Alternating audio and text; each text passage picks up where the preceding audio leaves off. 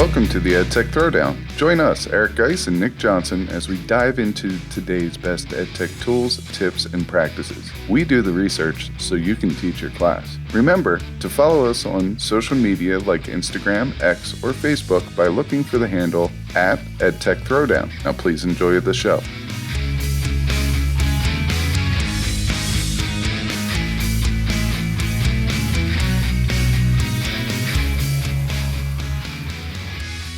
Welcome to the EdTech Throwdown. This is episode 220 called 8 Lesson Ideas Inspired by Video Games. In this episode, we'll break down some ways that you can leverage video games for creative lesson ideas. This can be a fun way to make your class more engaging and encourage student buy-in. It's another episode you don't want to miss. Check it out.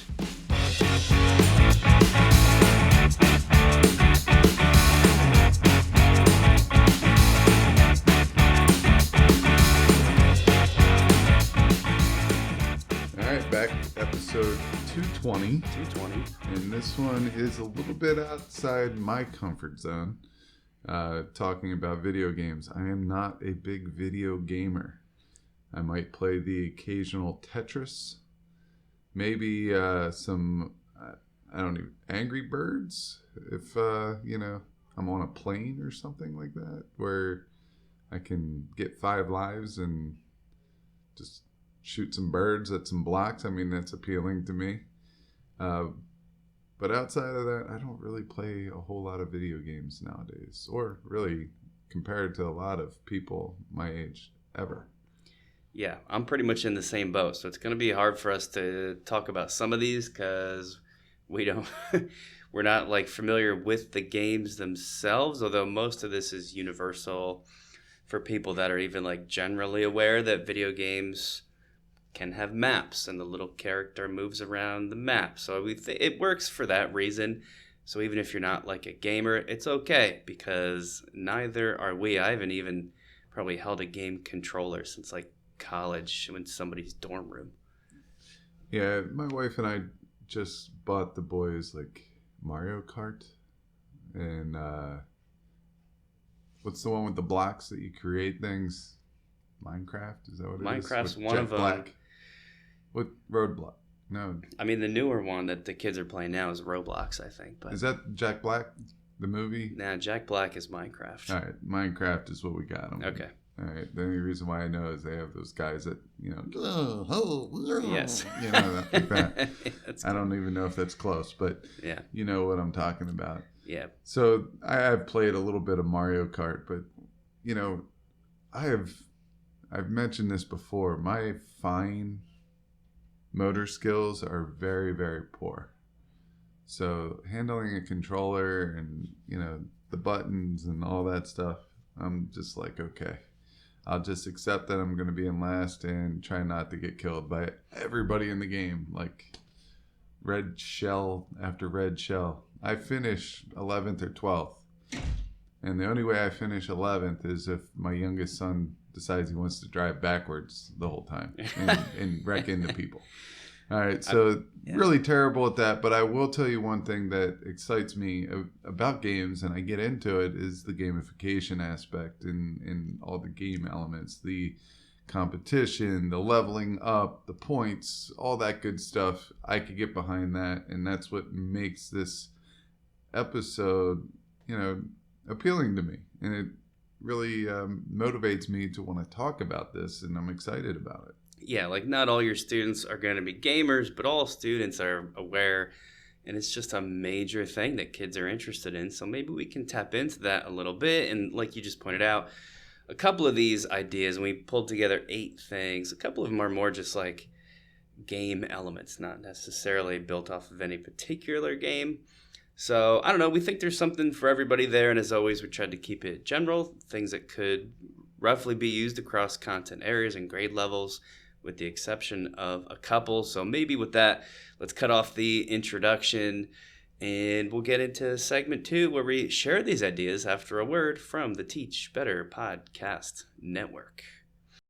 This podcast is a proud member of the Teach Better Podcast Network. Better today, better tomorrow, and the podcast to get you there. You can find out more at teachbetter.com/podcasts. Now let's get back to the episode. All right, we're back with segment 2, talking video game inspired lesson ideas. There's 8 of them. I'm going to start off with the first one, which is something we referenced in the introduction, and that is taking advantage of what a lot of video games have, and that is the map. My speed is more what you talked about, something like Mario Kart, or like the classic Super Mario, where there's the map of worlds and your little guy navigates along the paths, and there's waypoints along those paths, and that's going to be the key to this thing. If you're playing the actual game, each of those waypoints is like a level to beat before you can advance. Well, that sounds a whole lot like stuff we try to replicate in education, like a learning menu or a choice board, where you use the visual. So picture just like a screen snipped image of like literally any video game you're familiar with. I probably would do like one of the classic Super Mario games just because that's what I know. And a lot of kids still know that today, actually, from the movies and stuff. But I would make each of those maybe put this picture in a Google slide. And then each of those waypoints I can make clickable by putting maybe like a transparent image on top of them and then linking that transparent image to something. Maybe it's a Google Doc. Maybe it's a video that they have to watch. But just in the same way, you have to complete each of those waypoints in the game. You have to complete each of those lessons or activities for this choice board or learning menu, whatever you want to call it. Doesn't really matter. We have a sample in the show notes from Fortnite, because Fortnite is maybe like one that's more well-known with kids today. They have a map. And this one specifically is a choice board. So there's all these different points on the map that the kids can click and like choose what they want to do that day. I like it. It's simple, relatively low prep. I mean, you got to know some stuff about how you're going to link to the image. But like I said, I think Google Slides is probably the easiest way to do that. And I think that could be a good one. Yeah, I don't know why, but you just talking about just this and maps and everything.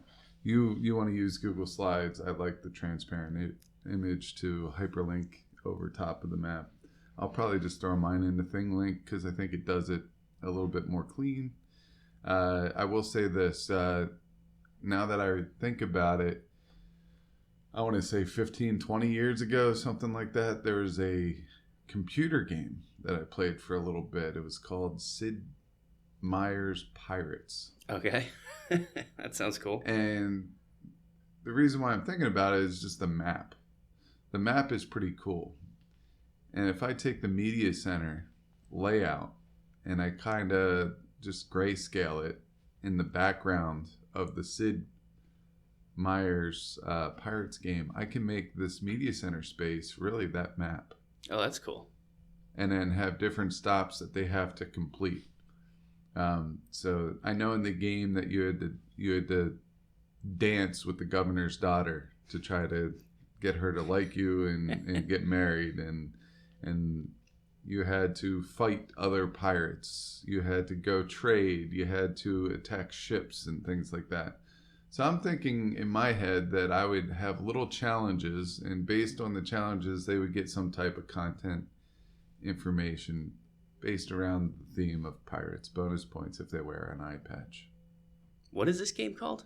Sid Meier's Pirates. Crazy. I've never heard. I gotta look this thing up. It's a computer game. I think it's on like Steam. Okay. Because we play a lot of board games, my family, and so during COVID we would play board games on Steam. It's like a place where you can buy board games, the digital version, but then we would video call each other and like have conversations and stuff while we're playing it, even though we're in different places. So I went on there and I found that Pirates game. This was during COVID again, and I used to play it like 15, 20 years ago, maybe in college, maybe even before that. So I don't know. I like that one, and I think maps are a great way to get kids interested, especially if you find a unique way to make it into a choice board or some type of station rotation or something like that. And then you also have the game background, which might hook some kids that, typically don't have interest in completing these activities. Right. All right, so let's get into the next one, the Battle Pass grading scheme. And I'm going to let you kind of direct this one as well. I understand the gamification elements behind it all, but I know this is one that you added to the list. And then I'll give you my 2 cents at the end, because I'm pretty sure I understand the vibe of this one. Yeah, this is kind of right up your alley. I mean, it's not about any particular game. So this is an example of a way you can go more general. Essentially gamifying your class, but just changing up the typical grading scheme, right? So, instead of assigning like a grade or using a rubric, you are going to, we called it here a battle pass tracker, which might be a thing from a real game. If you haven't caught our hint yet, we're not super familiar, but I think that's from some actual common game, this idea of a battle pass, but like whatever. We're calling it a battle pass tracker. But instead of like project components maybe or lessons, the kids have to complete these mandatory tasks. And as they do it, they're not earning grades, they earn XP, experience points, commonly called XP by the gamers. And this causes them to level up once they achieve certain amounts of points for completing certain things. That could be the basis for a whole series of lessons, a whole unit, a whole project, and they are earning these experience points rather than getting a score. Now, you might convert them to a numerical grade later, but it just is a little bit of a different element while they're working on it or from the beginning. So I thought that was a good take on this. There's some other extensions too, like if you're going to do that, you could throw out weekly challenges to them, like an optional bonus question. Just something creative along the way. In games, this can unlock certain things like different cosmetic rewards, like maybe there's a new skin for your character, whatever it is. And you could replicate those in the classroom by allowing the kids to choose stuff. Like maybe they get to pick the music for the day or digital badges, or maybe, I don't know. You can get really creative with these little challenges along the way, like maybe skip a homework or something, and those can add to their XP points to help them, achieve further leveling up for this project. Could be cool. It made me think of when I do flipped classroom and kids have to progress from one thing to the next. I could sort of tie in a battle pass tracker, and they're earning XP along the way. I don't know how the AP kids would like that. They seem to just want to be graded, but maybe depending on your level or the grade of the student, could be cool. So that's the Battle Pass grading scheme. Does that make sense? It makes perfect sense, and it kind of reminds me of the old platform Classcraft, which is no longer. Oh, did they go away? Yeah, they went away, but there is an alternative to it. It's called Classmana. Okay. Class, ClassMana.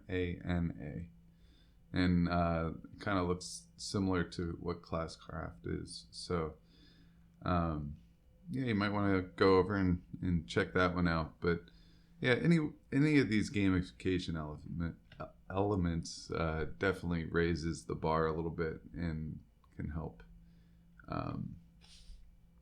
get kids involved. Let's go into the third one. The third one is one of my family's favorites, families being my 3 boys. Anytime we have a big group of people over, they make their own Among Us game. So Among Us is basically these little alien-looking creatures. They go all around a map. So we're bringing maps back into it. And one of them is the imposter. It's the one that, isn't a friendly person, goes around and finds way to exterminate the other characters in there. And anytime someone believes that they've figured out or they have a say in who is doing the exterminating, they can call an emergency meeting, and then they all come and they vote, and then that person has to say if they're an imposter or if they are a regular or whatever it is. And depending how many people you have, you could have multiple imposters. Cool. So with the Among Us, for this one, it's spot the imposter source analysis. So you have a whole bunch of sources in there. Say you have 3 or 4 sources that are legit, one that is an imposter. Can these students, after you put them in the small groups, can they identify which one is the imposter or the non-one? I mean, you could do this with math problems as well.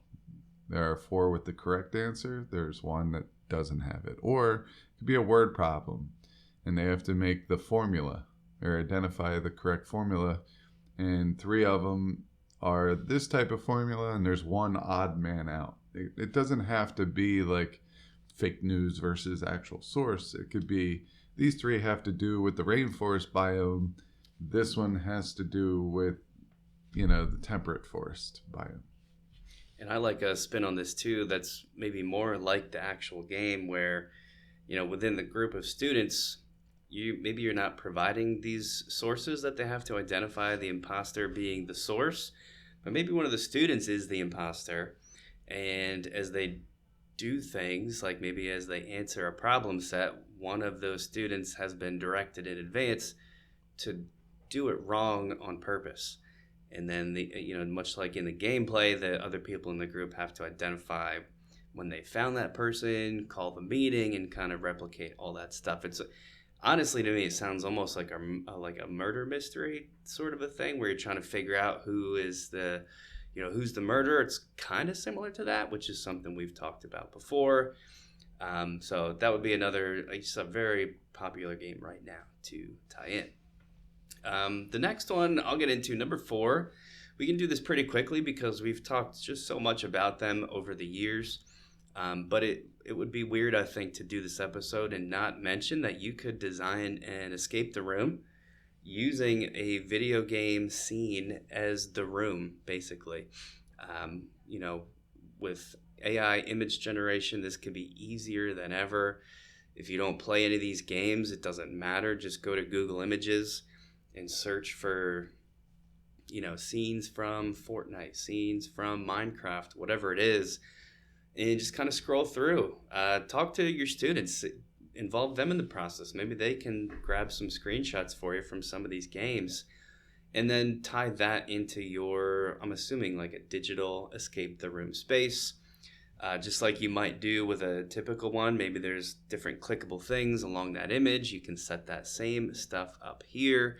How extensively you want to tie in the video game story is up to you. Personally, I would try to go all the way with it. Like, we have a sample here that you guys can check out that is intended to teach Greek mythology. I think you got to pay these people for it, so that's maybe not super helpful. But at least they've got screenshots so you can get a sense of, theirs uses Fortnite, and they have all these different challenges, but each challenge is a scene from Fortnite, and all the information is kind of like hidden amongst those images. So video games as the room escape template could be pretty fun.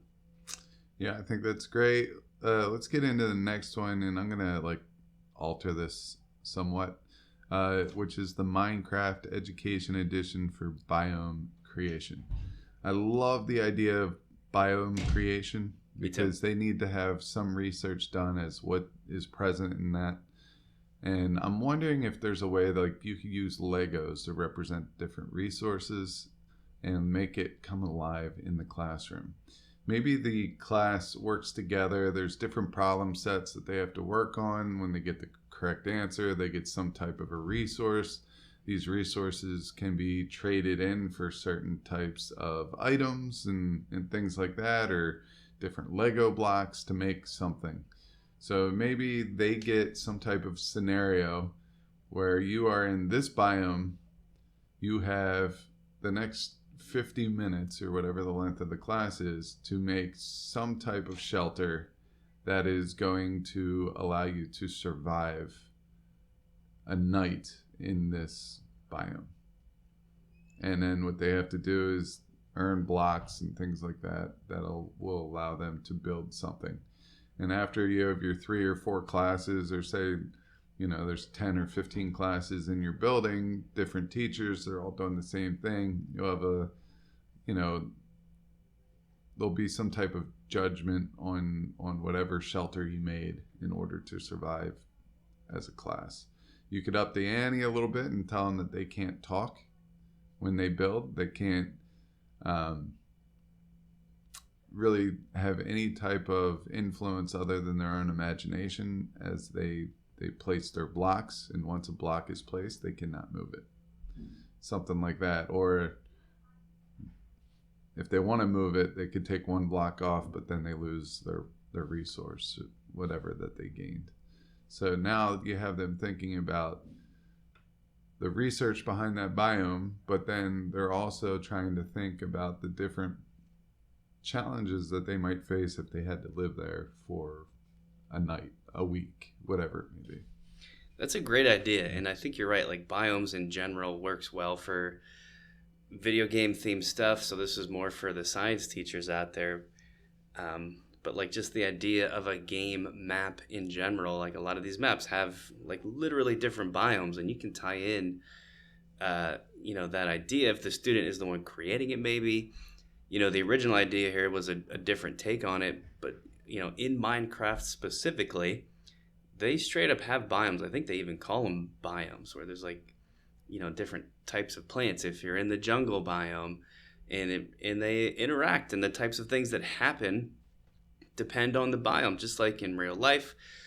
So if you have access to that or want to seek it out, I think it just sounds so cool as a way to teach those things. And a lot of kids have extensive knowledge about biomes from Minecraft. So another twist could be, if you've got some players of this game, maybe a more in-depth analysis, or you could differentiate it by having them explain things that are like wrong with the Minecraft biomes, right? It might be a whole different spin on it. So a lot of cool stuff you could do there. Okay, the next one is another popular game called Animal Crossing. I've not played it, but from what I can tell, watching some clips, it just looks like an open-ended kind of thing where you're a human in this little village, a rural village, and there's animals kind of running around. It doesn't seem like there's any particular goals. It's kind of like an open-ended thing.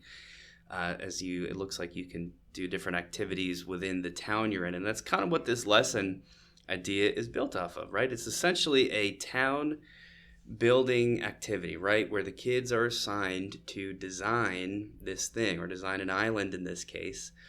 So you give them a blank grid, maybe something physical, maybe something digital, and they have to map out their Animal Crossings inspired island community. If they're going to do that, they've got to make some decisions, and this is where the learning and the content could come into play depending on how you set it up. Like, they got to decide where we're going to put the public spaces, where we're going to put businesses, where we're going to put houses, all that kind of stuff. You can bring in currency, right? You call them whatever you want, but maybe they earn bells, maybe they earn dollars, maybe they earn seashells, whatever you want to call it. But they can earn these bells, this currency, for completing things and assignments, and just different tasks or demonstrating things. You can bring in budgeting, right? If they have a certain amount of bells or a certain amount of currency where they got to buy furniture, they can buy upgrades and plan out this stuff. You could also bring in, call them whatever you want, maybe town ordinances, right, to tie in the video game aspect. But essentially, these are the rules that you set, right? You're like the game designer, and the kids have to work within these rules. So this could be where you bring in civics and government, where they have to design within these rules. Maybe the rules change over time, and they have to go back and modify. Maybe the class votes weekly on which rules to adopt as a group, which ordinances to adopt. I love the idea of designing their own maps in so many different ways, and I think this Animal Crossings one would work good for like that civics government tie-in, maybe less on the science side, but pretty cool idea there too. Yeah, I think this type of design also works for a choice board as well, because within that, I don't know, inspired town, you could have each building represent a different type of activity or station rotation or whatever you want to do there. The next one is narrative writing with a video game twist. So students will still do a traditional paper and pencil narrative, some type of writing assignment, but about a video game of their choice. And then after they're done with that, you could have them take it a step further and use Canva to create a book cover or story cover. You could use templates and Magic Media AI to create this template to match their video game and inspired story. We've linked an example from the Merrills where Canva was used to create a video game cover after doing this writing assessment. So this could really work for any type of creative writing. I would put it in there. I could also see it working for our murder mystery unit. You can write a mystery and make a book cover. We oftentimes have a lot of teachers that bring their kids up to our media center to use the green screen to make their book cover, and they get very creative with it, and there's a lot of buy-in because they get to make them do cool things like fly or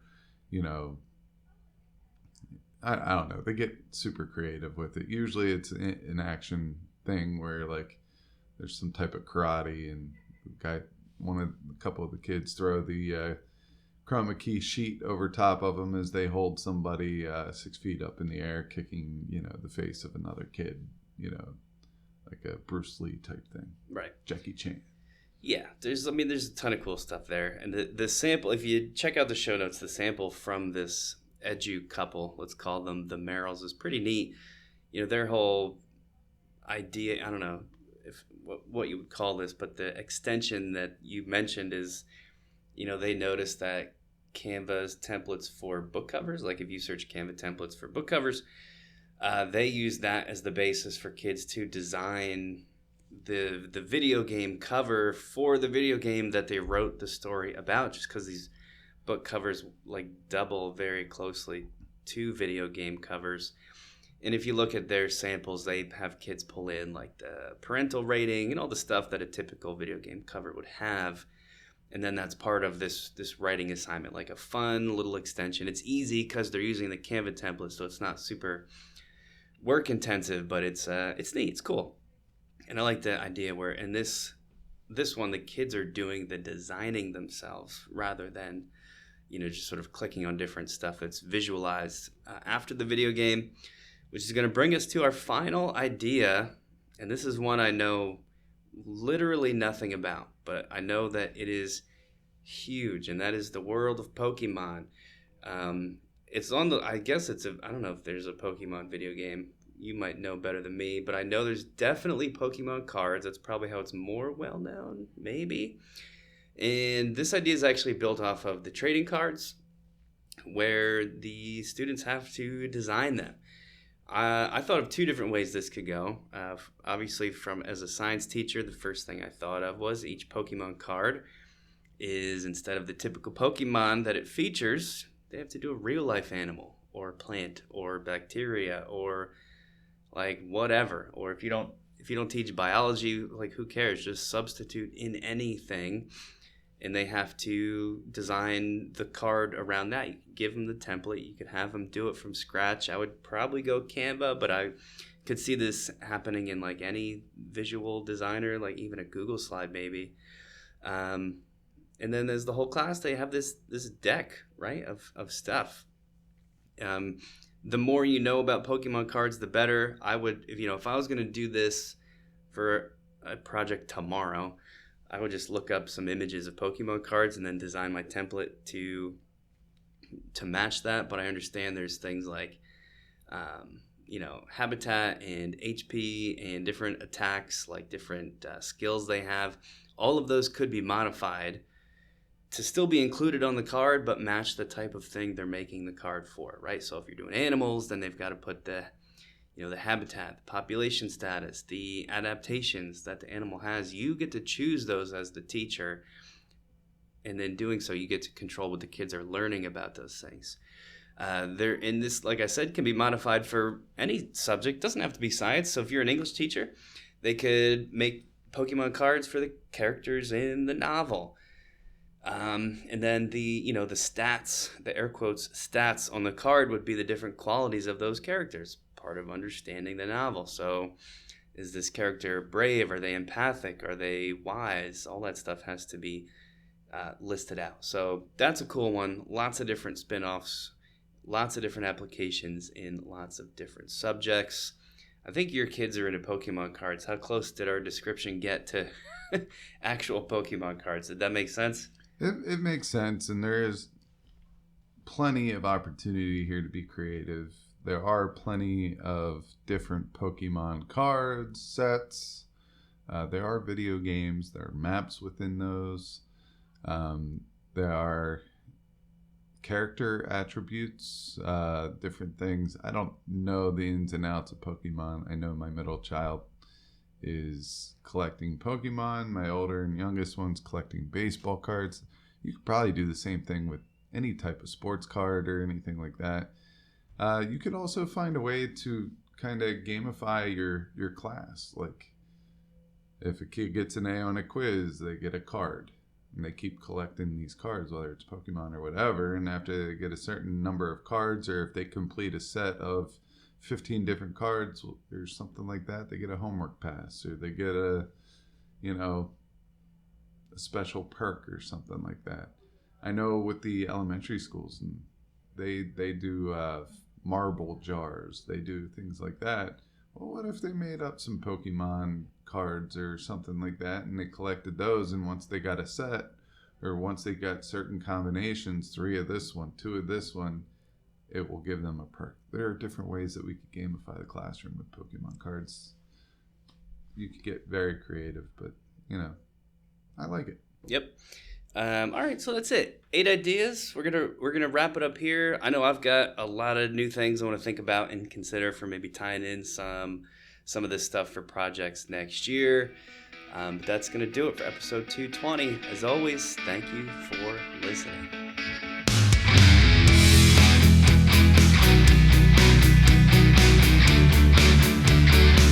Thanks for listening to the EdTech Throwdown. Do us a couple of favors. Subscribe to our podcast on any major podcast catcher such as Apple, Spotify, Amazon Podcasts, and Stitcher. Go over to YouTube, search the EdTech Throwdown, subscribe to the channel. You can connect with us on Twitter, Facebook, and Instagram. The show's handle is EdTech Throwdown. You can connect with Guise at GuiseGotTech, Nick at NickGotTech. You could write us an Apple Podcast review. You could tell your friends about www.edtechthrowdown.com. And lastly, go over and check out our friends over at the Teach Better Podcast Network, a network that we are so proudly involved with. Until next time, remember, go try some EdTech because we will do the research so you can teach your class.